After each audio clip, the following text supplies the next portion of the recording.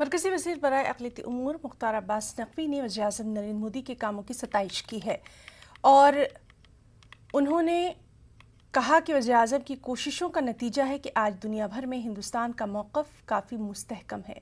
मरकजी वज़ीर ने कहा कि कांग्रेस एक लूज़र पार्टी है। परिश्रम से परिणाम को ला करके आज पूरी दुनिया को ये बात साबित की है कि भारत के लोगों की ताकत, भारत के लोगों की मजबूत इच्छा शक्ति का नतीजा है कि आज भारत पूरी दुनिया के सामने एक मजबूत और एक ताकतवर देश के रूप में दिखाई पड़ रहा है।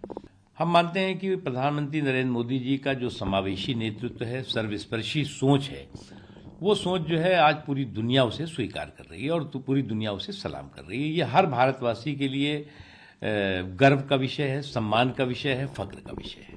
ये कुछ लोगों को बड़ी गलतफहमी है। कांग्रेस पार्टी अब मेजर पार्टी नहीं है बल्कि लूजर पार्टी है और ऐसी लूजर पार्टी है कि उस नाव पर जो भी बैठेगा वो भी डूबेगा, क्योंकि उनके पास नीतियां नहीं है, नेतृत्व नहीं है, नकारात्मक सोच से भरपूर है।